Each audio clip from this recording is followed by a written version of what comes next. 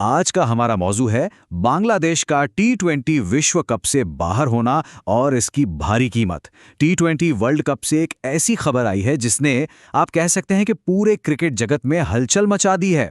बांग्लादेश को टूर्नामेंट से बाहर कर दिया गया है। इस पूरे मामले को समझने के लिए हमारे साथ अंत तक बने रहिएगा। जी हां, आपने बिल्कुल सही सुना। इंटरनेशनल क्रिकेट काउंसिल यानी आईसीसी ने एक बहुत ही बड़ा और चौंकाने वाला फैसला लिया है और बांग्लादेश को टूर्नामेंट से सीधे सीधे बाहर का रास्ता दिखा दिया है। ये कोई छोटा मोटा फैसला नहीं है, इसका असर बहुत गहरा होने वाला है। और देखिए, जैसे ही बांग्लादेश बाहर हुआ, उनकी जगह पर स्कॉटलैंड को टीम में शामिल कर लिया गया। तो ये एक तरह से एक टीम के बहुत बड़े नुकसान और दूसरी टीम के लिए एक सुनहरे मौके की कहानी बन गई है। तो चलिए अब मुद्दे की तह तक चलते हैं। आखिर ऐसा क्या हुआ कि आईसीसी को इतना कड़ा कदम उठाना पड़ा? ये सारा टकराव, ये सारा विवाद आखिर शुरू कहां से हुआ? तो देखिए, इस पूरे संकट की जड़ जो है वो है मैच के वेन्यू को लेकर एक असहमति। बांग्लादेश क्रिकेट बोर्ड, जिसे हम बीसीबी भी कहते हैं, वो इस बात पर अड़ गया कि उसके मैच भारत में नहीं बल्कि श्रीलंका में करवाए जाएं। और बस इसी बात पर आयोजकों और बोर्ड के बीच ठन गई। अब ये मामला आप समझिए रातों रात नहीं हुआ, ये धीरे धीरे बढ़ा। बीसीबी अपनी मांग पर अड़ा रहा। इसके जवाब में आईसीसी ने साफ साफ चेतावनी दी कि भाई, नियम तो नियम है, उनका पालन करो वरना मुश्किल हो जाएगी। लेकिन जब बीसीबी अपनी जिद से पीछे नहीं हटा तो आईसीसी ने आखिरकार उन्हें बाहर करने का वो कड़ा फैसला ले ही लिया। और देखिए, कुछ रिपोर्ट्स तो ये भी इशारा कर रही हैं कि बोर्ड के इस अड़ियल रवैये के पीछे कहीं ना कहीं राजनीतिक वजहें भी थीं। ऐसा लगता है कि उन्होंने किसी और को खुश करने के चक्कर में सीधे सीधे आईसीसी से ही टक्कर ले ली और नतीजा सबके सामने है। अब बात करते हैं उस पहलू की जिसका असर सबसे पहले और सबसे ज्यादा दिखता है, और वो है पैसा, यानी कि इस फैसले से होने वाला जबरदस्त आर्थिक नुकसान। तो सवाल यही उठता है कि इस एक फैसले की वजह से बांग्लादेश क्रिकेट को असल में कितना बड़ा आर्थिक झटका लगा है। चलिए इन आंकड़ों को जरा ध्यान से देखते हैं। सबसे पहला और सीधा नुकसान है आईसीसी से मिलने वाली गारंटीड रकम का। देखिए, टी20 वर्ल्ड कप में सिर्फ हिस्सा लेने के लिए ही हर टीम को लगभग 4 करोड़ बांग्लादेशी टका मिलते हैं।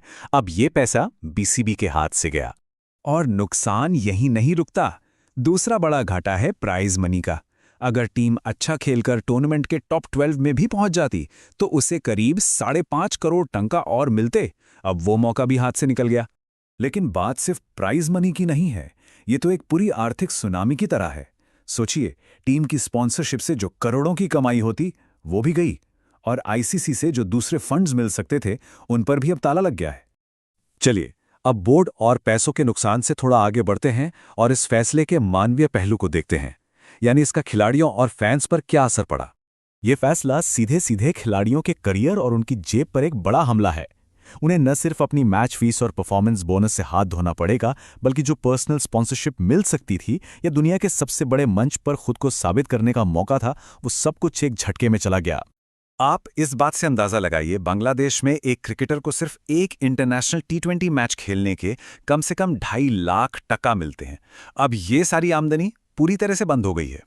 और इसका असर सिर्फ टीम तक नहीं रुका है, ये एक लहर की तरह फैलता है। फैंस में जबरदस्त निराशा है, टीवी चैनलों को विज्ञापन से होने वाला नुकसान है, और स्पॉन्सर्स का पैसा भी डूब गया है। मतलब बांग्लादेश का पूरा क्रिकेट इकोसिस्टम हिल गया है। और यही बात इस एक लाइन में बहुत सही कही गई है। वर्ल्ड कप वो स्टेज होता है जहां खिलाड़ी अपनी पहचान बनाते हैं, अपना भविष्य बनाते हैं। लेकिन यहां तो ऐसा लग रहा है कि राजनीति ने उन खिलाड़ियों का भविष्य ही डुबो दिया। तो चलिए अब इस पूरी कहानी के अंतिम पड़ाव पर चलते हैं और ये समझने की कोशिश करते हैं कि ये घटना हमें खेल और राजनीति के रिश्ते के बारे में क्या सिखाती है। यहां देखिए, एक ही सिक्के के दो पहलू कितने अलग हैं। एक तरफ बांग्लादेश है जिसने सब कुछ खो दिया, और दूसरी तरफ स्कॉटलैंड, जिसके लिए यह संकट एक सुनहरा मौका बनकर आया है। उन्हें अपनी प्रतिभा दिखाने के लिए एक ऐतिहासिक मंच मिल गया है।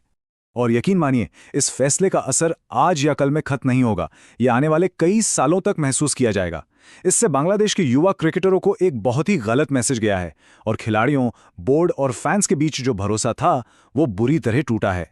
तो आखिर में हम आपको इसी एक सवाल के साथ छोड़कर जा रहे हैं, जब खेल पर राजनीति हावी हो जाती है, जब मैदान के बाहर के विवाद मैदान के कंपटीशन पर भारी पड़ जाते हैं, तो असली हार किसकी होती है? ऐसी ही जानकारी के लिए ऑल कैन स्टडी को सब्सक्राइब कीजिए। धन्यवाद। चलिए